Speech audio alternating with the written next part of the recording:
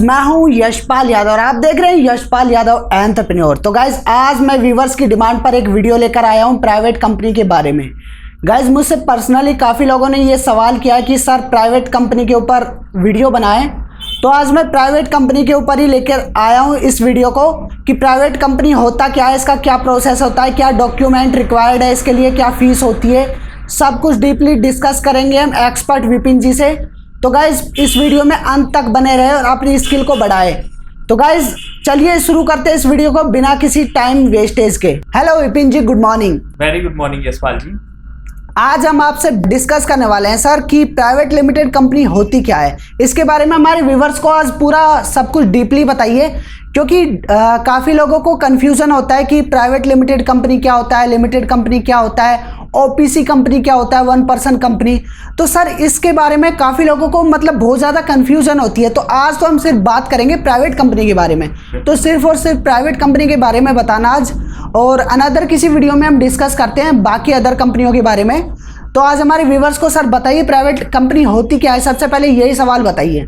बिल्कुल यशपाल जी, आज हम डिस्कस करेंगे रिगार्डिंग प्राइवेट लिमिटेड कंपनी कि ये होती क्या है, इसमें रिक्वायरमेंट क्या है, इसके बेनिफिट्स क्या है, इसकी प्रोसेस क्या है, costing, fees, professional fees, everything मैं इसमें डिटेल्स में आज आपको मैं बताऊंगा कि बेसिकली प्राइवेट लिमिटेड कंपनी के बारे में एवरीथिंग। ठीक है, तो जनरली आपका जैसे पहला क्वेश्चन आपने किया कि what is the private limited company, कि प्राइवेट लिमिटेड कंपनी है क्या। देखो मैं आपको बताना चाहूँगा, अपने व्यूवर्स को भी मैं बताना चाहूँगा कि जनरली प्राइवेट लिमिटेड कंपनी एक ओल्डेस्ट लीगल एंटिटी फॉर्मेट है इंडिया में, जो कंपनीज एक्ट से चल रहा है। जब भी कंपनीज एक्ट स्टार्ट हुआ था और अभी भी 1956 आया, उसके बाद 2013 आया, तो ये ओल्डेस्ट लीगल एंटिटी फॉर्मेट है इंडिया में जो चल रहा है। और जो कंपनी हमारी रजिस्टर्ड होती है वो होती है मिनिस्ट्री ऑफ कॉर्पोरेट अफेयर के अंडर रजिस्टर्ड होती है। बेसिकली जैसे कुछ पुरानी कंपनीज का मैं नाम लेना चाहूँगा, जैसे रिलायंस है, अमेजॉन है, ये सारी अकॉर्डिंग टू कंपनीज एक्ट ही रजिस्टर्ड हुई है। ठीक है, तो बेसिकली ये होता है अपना प्राइवेट लिमिटेड कंपनी। ठीक है यशपाल जी। ओके सर, प्राइवेट कंपनी के बारे में आपने काफ़ी अच्छा बताया है कि कंपनी एक्ट 2013 के अंदर रजिस्टर्ड होता है ये। तो सर हमें ये बताइए कि इसके लिए मिनिमम रिक्वायरमेंट क्या है, इसको कौन स्टार्ट कर सकता है। बिल्कुल यशपाल जी, मैं आपको इसमें बताता हूँ कि इसका मिनिमम रिक्वायरमेंट क्राइटेरिया क्या होता है, मिनिमम नंबर ऑफ मेंबर्स कितने होते हैं। अगर आप प्राइवेट कंपनी अगर आप एक सेटअप करना चाहते हो तो मैं इसके बारे में आपको जनरली बताता हूँ। देखिए बेसिकली जो रिक्वायरमेंट होता है प्राइवेट लिमिटेड कंपनी सेटअप करने के लिए मिनिमम आपको 2 लोगों की ज़रूरत होती है। ठीक है, अब बहुत जगह क्या होता है ना कि बहुत सारे लोग, एक प्रॉब्लम है या फिर मिथ्स है, उनको ये लगता है कि बोलते हैं कि हम अपने फैमिली मेंबर्स को नहीं ले सकते प्राइवेट लिमिटेड कंपनी बनाते टाइम। तो ऐसा कुछ नहीं है। अगर आपके पास कोई दूसरा पार्टनर नहीं मिल रहा है तो अपने आप फैमिली मेंबर्स को भी आप उसमें इंक्लूड कर सकते हो। नंबर 1 तो मैं ये बता देता हूँ। तो बेसिकली इसमें मैं बता देता हूँ 2 लोगों की आपको ज़रूरत होती है, और इंक्लूडिंग आप अपने फैमिली मेंबर्स को भी इसमें आप कर सकते हो इंक्लूडिंग। ठीक है, साथ में मैं एक इससे हटके एक चीज़ और आपको बताना चाहूँगा कि जब भी हम जैसे प्राइवेट लिमिटेड कंपनी सेटअप करते हैं, ठीक है, तो इसमें क्या होता है कि बहुत सारे लोगों की क्वेरी रहती है कि सर मैं तो फॉरेन में काम कर रहा हूँ, लेकिन ये मेरी एंटिटी फॉरेन में काम करेगी या नहीं करेगी, ये रनिंग रहेगी या नहीं रहेगी। तो इस तरह मैं बताना चाहूँगी कि फॉरेन में भी अगर आप इंडिया में इनकॉर्पोरेट कराते हो तो कंपनी बिल्कुल आप उससे फॉरेन में भी वर्क कर सकते हो। ऐसा नहीं है, अगर आप फॉरेन में भी अपनी अलग से कुछ एंटिटी इनकॉर्पोरेट कराते हो तो वो भी वेल एंड गुड, लेकिन इसके थ्रू भी आप फॉरेन में एक्सपोर्ट इम्पोर्ट जो भी करना हो आप कर सकते हो सर। ठीक है, अब मैं आता हूं अपना लिमिटेड जो क्राइटेरिया जो मैंने बताया, बेसिकली 2 पर्सन की रिक्वायरमेंट होती है। अब मैं एक डॉक्यूमेंटेशन के पार्ट पे आता हूं कि डॉक्यूमेंटेशन इसमें क्या जरूरी होता है। ठीक है, डॉक्यूमेंटेशन में जनरली इसमें जो जरूरी होता है दोनों लोगों का, आपका हो गया फर्स्ट ऑफ ऑल तो आइडेंटिटी प्रूफ, जिसमें आपका पैन कार्ड काउंट हो जाएगा, आपका पासपोर्ट काउंट हो जाएगा। सेकंड आपका आ गया रेजिडेंशियल प्रूफ। रेजिडेंशियल प्रूफ में आपका आधार कार्ड आ जाएगा, वोटर ID कार्ड आ जाएगा, ठीक है, आपका बैंक स्टेटमेंट आ जाएगा, ठीक है, करंट मंथ का। तो ये जनरली ये प्रूफ चाहिए। एक चीज़ और छोटी सी बताना चाहूँगा कि जब भी आप कोई कंपनी सेटअप करते हैं तो उसके लिए एक रजिस्टर्ड ऑफिस हमें दिखाना पड़ता है। तो रजिस्टर्ड ऑफिस के लिए हमें इलेक्ट्रिसिटी बिल चाहिए, उसका इलेक्ट्रिसिटी बिल हो, फोन बिल हो, वाटर बिल हो, गैस बिल हो, कुछ भी। अगर रेंटेड है premises then rent agreement. Registered office में एक चीज़ बताना चाहूँगा कि जनरली क्या होता है कि कुछ लोग कहते हैं कि क्या रजिस्टर्ड ऑफिस में कमर्शियल जगह ही ले सकता हूँ, अपने घर को रजिस्टर्ड ऑफिस नहीं बना सकता। तो मैं बिल्कुल ये कह रहा हूँ कि आप अपने घर को बिल्कुल रजिस्टर्ड ऑफिस बना सकते हो, इसमें कमर्शियल में जाने की आपको जरूरत नहीं है। ऐसा कोई क्राइटेरिया नहीं कि आप कमर्शियल में ही कोई बिल्डिंग लोगे और उसको आप रजिस्टर्ड ऑफिस दिखाओगे सर। तो गाइज विपिन जी ने बहुत अच्छा बताया कि मिनिमम क्या रिक्वायरमेंट है इसके लिए डॉक्यूमेंट्स की। तो विपिन जी अब ये बताइए कि इसके एडवांटेज बताइए प्राइवेट लिमिटेड कंपनी में ही हम क्यों जाएं, इसका क्या एडवांटेज होता है? तो एडवांटेज के बारे में और बताइए व्यूवर्स को।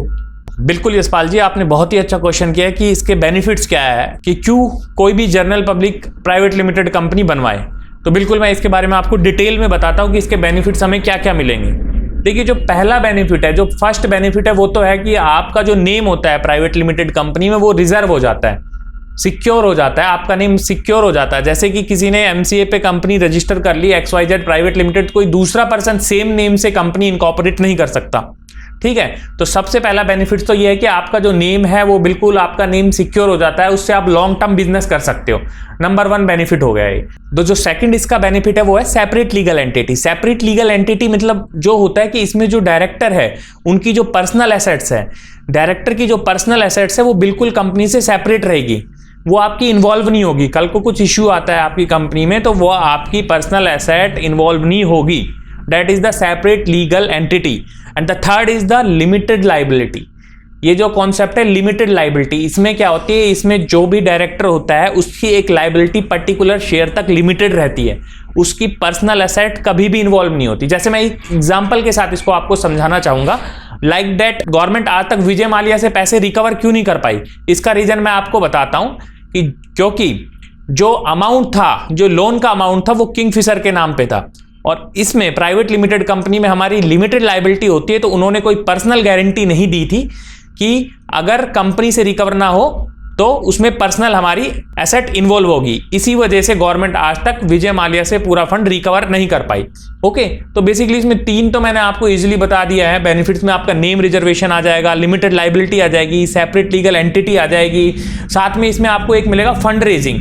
देखो, फंड रेजिंग का मतलब ये नहीं कि प्राइवेट लिमिटेड कंपनी आप बना लेते हो तो कोई भी बैंक आपको लोन दे देगा, ऐसा नहीं है। लेकिन ये है कि आप इजीली एक्सेस कर सकते हो, आप बैंक के पास जा सकते हो, आप इन्वेस्टर के पास जा सकते हो, आप वीसी वेंचर कैपिटलिस्ट के पास जा सकते हो, इजीली आप जा सकते हो। ठीक है, फोर्थ बेनिफिट आता है freely and easily transfer of share.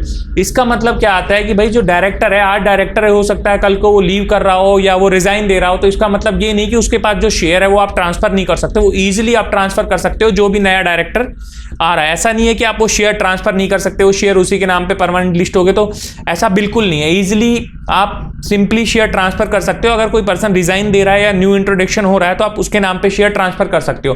Fifth जो इसमें आपको बेनिफिट मिलता है एफडीआई का आपने सुना ही होगा, फॉरेन डायरेक्ट इन्वेस्टमेंट। देखो, अगर कोई भी फॉरेन की कंपनी यहाँ पे इन्वेस्ट करना चाहती है तो आपको एज ए एंटिटी ही रहना पड़ेगा, तभी वो आपके पास आएगी। ऐसा नहीं है आपने सोल प्रोप्राइटरशिप बना ली और वो सोच रहे हो कि मैं तो एफडीआई लेके आऊं, फॉरेन से इन्वेस्ट लेके आऊं, तो ऐसा बिल्कुल पॉसिबल नहीं है। जनरली कोई भी एंटिटी फॉरेन की तभी इन्वेस्ट करेगी जब प्रॉपर आप एज ए एंटिटी रजिस्टर्ड हो, लाइक दैट प्राइवेट लिमिटेड हो या फिर आप लिमिटेड कंपनी हो। ठीक है, जनरली ऐसे नंबर ऑफ बेनिफिट्स है जो मैंने आपको बताए। एक और छोटा सा बेनिफिट है कि जब भी हम प्राइवेट लिमिटेड कंपनी बनवा लेते हैं तो क्रेडिटेबिलिटी बनती है बिजनेस की। जैसे कि कोई भी आपका डेटा एमसीए पे खोल के देखेगा, मिनिस्ट्री ऑफ कॉर्पोरेट अफेयर पे देखेगा, वो ऑनलाइन एक्सेस कर सकता है यशपाल जी। वो ऑनलाइन देख सकता है कि भाई इसमें क्या इसकी पेड अप शेयर कैपिटल है, क्या इसकी सब्सक्राइब शेयर कैपिटल है, कौन कौन डायरेक्टर है, रजिस्टर्ड ऑफिस कहाँ पे सिचुएटेड है। और जब भी प्राइवेट लिमिटेड कंपनी बनती है तो कंपनी को एक सिन नंबर मिलते हैं। ठीक है, तो इजीली उस सिन नंबर से आप वो पूछ ले पूरा डेटा, इजीली उस सिन नंबर से वो आपको एमसीए पे ट्रैक कर सकता है, देख सकता है कि कब तक के फाइनेंशियल फाइल है। तो इसमें क्या है ना, क्रेडिटेबिलिटी बनती है आपके बिजनेस की। आपके बिजनेस के लिए ही फायदा है सबसे ज्यादा कि इजीली असेसेबल है, वो ट्रांसपेरेंसी है। तो बेसिकली ये नंबर ऑफ बेनिफिट्स है आपके प्राइवेट लिमिटेड कंपनी में सर। तो बेसिकली गाइस सर ने प्राइवेट लिमिटेड कंपनी के बेनिफिट्स बताए, जिसमें कि आपकी लाइबिलिटी जो होती है वो लिमिटेड बाय शेयर्स होती है। इसमें आपकी पर्सनल असेट्स जो होती है उसको कोई भी हार्म नहीं कर सकता। यानी कि अगर कंपनी के नाम से आप कोई लोन लेते हो तो आपके पर्सनल असेट्स उसमें जिम्मेदार नहीं है, आप सिर्फ लिमिटेड बाय शेयर्स हो उस कंपनी में और आपकी पर्सनल असेट्स को कोई हार्म नहीं कर सकता। तो सर अब हमें बताइए कि इसकी प्रोसेस क्या होती है, यानी कि इस कंपनी को सेटअप करने की प्रोसेस बताइए, उस पे आइए कि कैसे इसको सेटअप कर सकते हैं हम। बिल्कुल यशपाल जी, अब मैं आपके नेक्स्ट क्वेश्चन पे आता हूं कि प्राइवेट लिमिटेड कंपनी को सेटअप करने की प्रोसेस क्या होती है। जनरली मैं अपने दर्शकों को भी बताना चाहूँगा कि प्राइवेट लिमिटेड कंपनी सेटअप करना, जीएसटी या एमएसएमई का रजिस्ट्रेशन करना ईजी नहीं है, बच्चों का खेल नहीं है कि जैसे आपने कर दिया प्राइवेट लिमिटेड कंपनी और आप कोई भी इसको सेट कर लेगा। देखिए बेसिकली इसमें आपको एक प्रोफेशनल्स की हेल्प तो लेनी पड़ेगी। उसमें नंबर ऑफ रीज़न है। फर्स्ट ऑफ ऑल तो रीज़न ये है कि आपको नॉलेज ही नहीं है कि आपको कौन सा फॉर्म भरना है। अगर चलो कुछ क्लाइंट्स होते हैं जो फॉर्म भर लेते हैं लेकिन वो वहाँ तक पहुँच नहीं पाते लास्ट स्टेज तक। रीज़न क्या है कि इसमें प्रोफेशनल्स के सिग्नेचर की नीड होती है। इसमें CA, CS, company secretary, chartered accountant, lawyer, advocate, CMA, इनके जो आपके प्रोफेशनल्स के डिजिटल सिग्नेचर है उसकी नीड होती है, तभी आप प्रोसेस कर पाएंगे। कुछ और होते हैं, कुछ जैसे क्लाइंट्स होते हैं वो कर लेते हैं लेकिन उनके साथ प्रॉब्लम क्या होती है, वो फीस भी पे कर देते हैं लेकिन प्रॉपर फॉर्म नहीं भर पाते और उनकी कंपनी लास्ट में रिजेक्ट हो जाती है। एक चीज़ मैं आपको बताना चाहूँगी, जब भी आप प्राइवेट लिमिटेड कंपनी सेटअप करें तो प्रोफेशनल की हेल्प जरूर ले और अकेला करने का ना सोचें, क्योंकि ये बच्चों का खेल नहीं है। इसमें आप बहुत सारी मिस्टेक्स करोगे जो आपको प्रॉब्लम होगी। अब मैं थोड़ी सी इसमें प्रोसेस पे आता हूँ कि बेसिकली जब हम प्राइवेट लिमिटेड कंपनी सेटअप करते हैं तो हमें क्या क्या चीज़ की नीड होती है।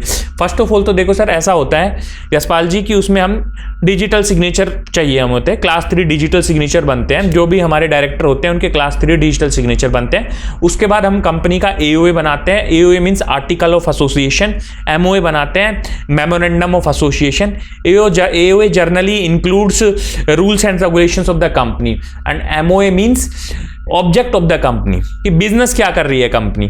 ठीक है, उसी तरह और भी बहुत सारे डॉक्यूमेंट्स हैं जो हम जब कंपनी को सेटअप करते हैं तो वो बनाते हैं। ठीक है, तो ये मैं अभी नहीं बताऊंगा लेकिन बाद में किसी दूसरे वीडियो में हम इसके बारे में बिल्कुल डिस्कस करेंगे सर। तो सर अब मैं आपसे लास्ट सवाल यही करने वाला हूँ कि इसकी कॉस्ट क्या आ जाती है, यानी कि इस कंपनी को एस्टेब्लिश करने के लिए कितनी फीस वगैरह चार्जेस आ जाते हैं टोटली, तो उसके बारे में सर डीपली बताइए हमारे व्यूवर्स को जिनको नहीं पता है कि प्राइवेट कंपनी सेटअप करने में कितनी कॉस्ट आ जाती है। तो सर उसके बारे में पूरा डीपली बताइए थोड़ा सा। बिल्कुल यशपाल जी, आपने बहुत ही अच्छा क्वेश्चन किया कि एक प्राइवेट लिमिटेड कंपनी को सेटअप करने में फाइनल कॉस्ट क्या आ जाती है। कि बहुत सारे जो हमारे व्यूवर्स हैं वो देख रहे हैं, वो यही सोच रहे हैं कि सब कुछ तो बता दिया लेकिन कॉस्ट नहीं बताई।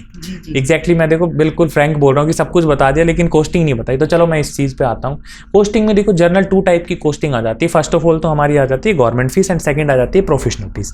ठीक है, अब मैं आपको बताना चाहूँगा गवर्नमेंट फीस जनरली सेम ही होती है लेकिन कुछ स्टेट्स है जैसे पंजाब है, मध्य प्रदेश है, इनकी गवर्नमेंट फीस ज़्यादा होती है। ठीक है, अब मैं आ जाता हूँ प्रोफेशनल फीस पे। जनरली जो प्रोफेशनल फीस होती है मिनिमम वो होती है 8 to 15,000 के बीच में आ जाती है। ठीक है, 8,000 से 15,000 के बीच में आपको कोई भी अच्छा प्रोफेशनल चार्ज कर लेगा और बहुत अच्छे से प्राइवेट लिमिटेड कंपनी आपको इनकॉर्पोरेट करके देगा। कुछ लोग हैं जो प्राइवेट लिमिटेड कंपनी इससे भी कम कॉस्ट में सेट कर रहे हैं लेकिन वहाँ पे उनके पास प्रॉपर लैक ऑफ नॉलेज ही मिलेगी और आपको इशू ही होगा। तो बेस्ट ये है कि आप अपना बेस्ट से बेस्ट प्रोफेशनल के पास जाए ताकि आपका काम इजीली स्मूथ रहे।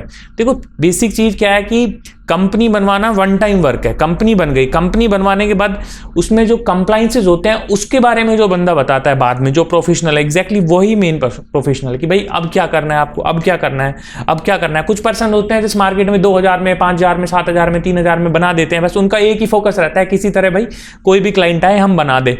ठीक है, लेकिन वो बाद में ना तो क्लाइंट से फॉलो अप ले पाते हैं और ना उनको प्रॉपर नॉलेज होती है। तो मैं एग्जैक्टली आपको यही बताना चाहूंगा कि आप प्रॉपर प्रोफेशनल्स के पास जाए अगर आप प्राइवेट लिमिटेड कंपनी सेटअप करना चाहते हो। Okay sir, thank you sir, आज आपने प्राइवेट कंपनी के बारे में बहुत अच्छा बताया। तो बेसिकली गाइस सर का कहने का मतलब ये है कि प्राइवेट कंपनी एस्टेब्लिश आपने कर ली, रजिस्टर्ड करा ली, उतना ही नहीं है, उसके कंप्लाइंसेस भी बहुत ज़रूरी है। तो गाइज एक अच्छे प्रोफेशनल से आप अपनी कंपनी रजिस्टर्ड कराएं। जैसे कि एक छोटे बच्चे को टाइम टू टाइम हर स्टेज पे उसको एक माँ की ज़रूरत होती है, यानी कि उसको कब क्या खाना है, कैसे उसको बड़ा होना है, कब उसको स्कूल जाना है, कब उसको ग्रेजुएशन करनी है।